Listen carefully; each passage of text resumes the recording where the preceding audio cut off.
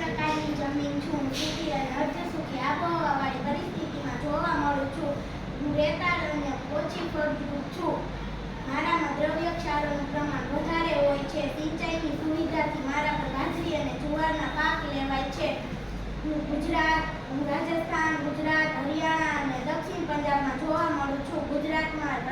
ગુજરાતમાં રણની જમીન, સૌરાષ્ટ્ર, કચ્છ અને ઉત્તર ગુજરાતમાં જોવા મળું છું. નમસ્તે, હું પર્વતીય જમીન છું. હું મુખ્યત્વે હિમાલય વિસ્તારમાં જોવા મળું છું. મારું સ્તર પાતળો અને અપરિપક્વ છે. મારા પર દેવદાર, ચીડ, પાઇન વગેરે વૃક્ષો જોવા મળે છે.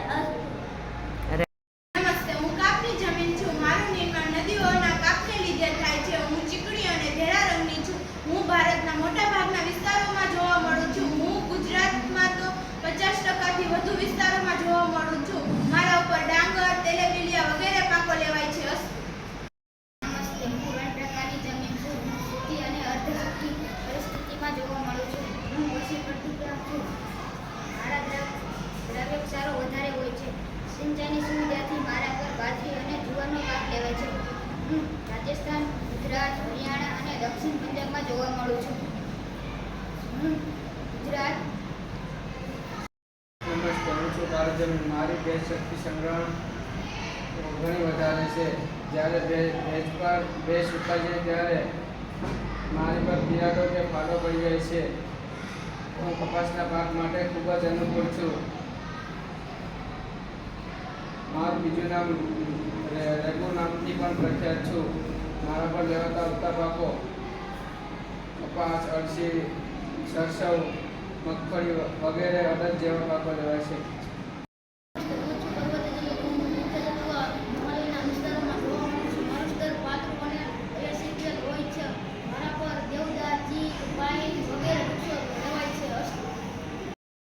હું કાપની જમીન છું. મારું નિર્માણ નદીઓના કિનારાને લીધે થાય છે.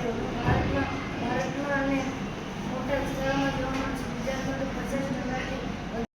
નમસ્તે, હું રાઠી જમીન છું. હું આગ્નેય અને રૂપાંતરિત ખડકો ધરાવતા ક્ષેત્રમાં આવેલી છું. લોહ તત્વ અને સેન્દ્રિય તત્વના લીધે મારો રંગ રાઠો દેખાય છે. હું ઊંડાઈએ જતા પીળા રંગમાં ફરાઈ જાઉં છું. મારા પર બાજરી, કપાસ, ઘઉં, અળસી, મગફળી, બટેટા વગેરે પાક લેવામાં આવે છે. નમસ્તે, હું રણ પ્રકારની જમીન છું. આ જમીન સૂકી અને અર્ધસૂકી આબોહવાવાળી પરિસ્થિતિમાં જોવા મળે છે. તેમાં દ્રવ્ય ક્ષારોનું પ્રમાણ ખૂબ જ વધુ હોય છે. આ સિંચાઈની સુવિધાઓમાંથી બાજરી અને જુવારનો પાક લેવામાં આવે છે. નમસ્તે, મારું નામ છે ચૌહાણ. હું ધોરણ 8 વિષય પ્રાથમિક શાળામાં અભ્યાસ કરું છું. આજે હું તમને એક પાત્ર અભિનય જંગલ પ્રકારની જમીન વિશે કહીશ. હું જંગલ પ્રકારની જમીન છું. મારી ભૂસપાટી પર વૃક્ષોના ઘેરાયેલા પાંદડા ઢંકાયેલા હોય છે. આ પાંદડા સળવાથી મારી જમીનનો રંગ કાળો દેખાય છે. તળિયેની નીચેની તરફ જતા તે ભૂરા કે લાલ રંગના બની જાય છે.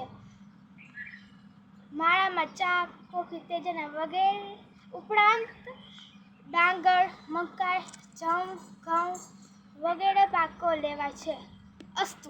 નમસ્તે, હું કાળી જમીન છું. મારો ભેજ સંગ્રહ શક્તિ ઘણી વધારે છે. જ્યારે સુકાઈ જાય ત્યારે ફાડો કે તિરાડો પડી જાય છે. જેથી તો હું કાળી જમીન તરીકે ઓળખવામાં આવું છું. હું રેગ્યુલર જમીન નામથી પણ પ્રખ્યાત છું. મારા પર કપાસ, અળસિયા, મગફળી, તમાકુ અને વગેરે પાકો લેવામાં આવે છે.